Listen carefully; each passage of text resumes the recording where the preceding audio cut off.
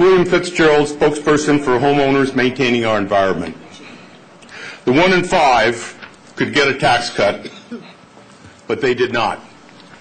As stated in many newspaper articles, over 100,000 Orange County homes are being overcharged by the County of Orange on their property taxes, averaging about $1,000 to $2,000 per household per year.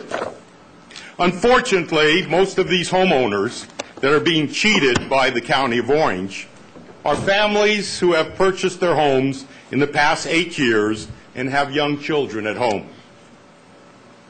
Last year, over 10,000 of these homeowners who are being cheated on their property taxes attempted to appeal to the County Appeals Board their unfair property taxes. The Appeals Board, operated by Board of Supervisors Clerk Darlene Bloom, used a series of unethical actions to prevent almost all of these Orange County residents who did appeal from having a fair hearing.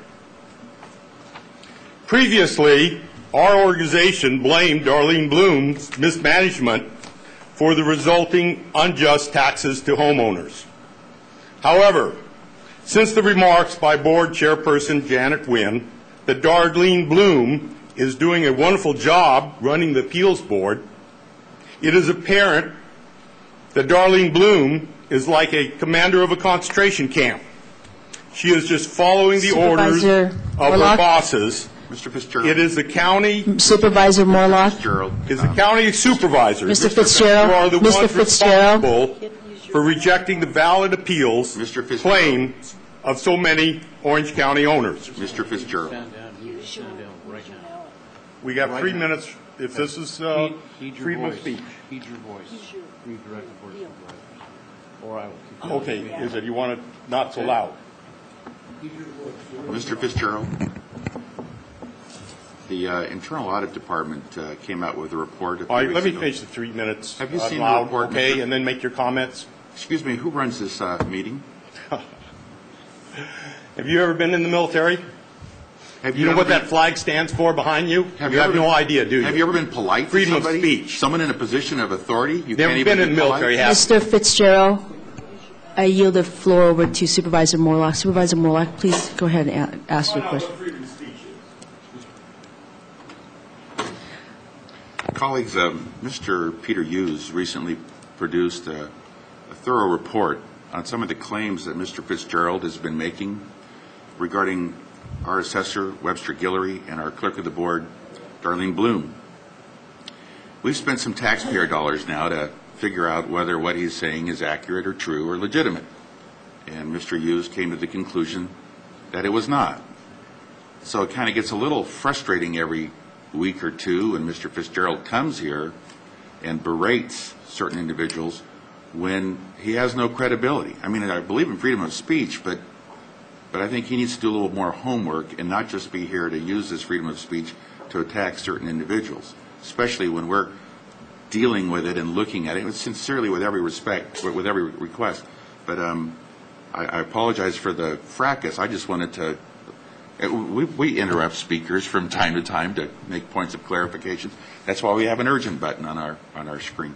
So I just wanted to at least introduce that to the public record, and thank you, Madam Chair, for allowing me to do so. Thank you for those comments, Supervisor Morlock. I wanted to also add, though, is that the DA's office has also looked at the accusations against Webster or our assessor as well, and he's come to, or his department has come to a finding that there isn't anything that is criminal and that there hasn't been anything that has been in favor of one business over another. And so we have addressed, and I have made these comments in previous meetings after Mr. Fitzgerald speaks, and I too agree with you, is that we have put time and staff time and tax dollars times into this to make sure that we uphold to the public and making sure that everything's transparent and the findings are there with both the DA and our internal audit as well.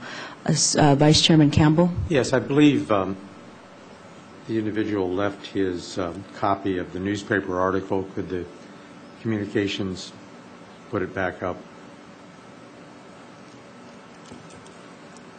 When you look at it, and I'm doing this for the benefit of the people here in the audience as well as those who are watching at home, the date on that is hard to read, but it's Tuesday, April 29th, 2009. So it was a selective headline that was picked out, and it was anticipation of it coming down. And I think many of us got our reassessments recently and noticed that they did come down. I just want to point out it's a little fuzzy up there, so just be aware of that. Thank you. Thank you. Supervisor Morlock. Thank you, Madam Chair. On a personal note, we celebrated my mother's 80th birthday last week. We have another person to speak, I think. I just want to comment on this.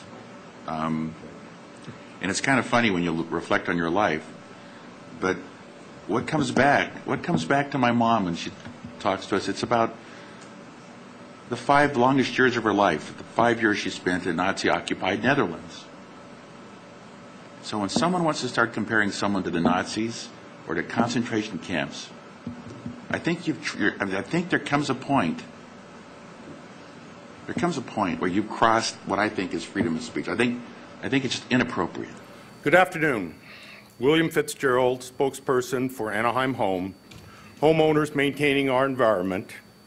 We are a 22-year-old organization with approximately 900 members. Almost all are elderly white.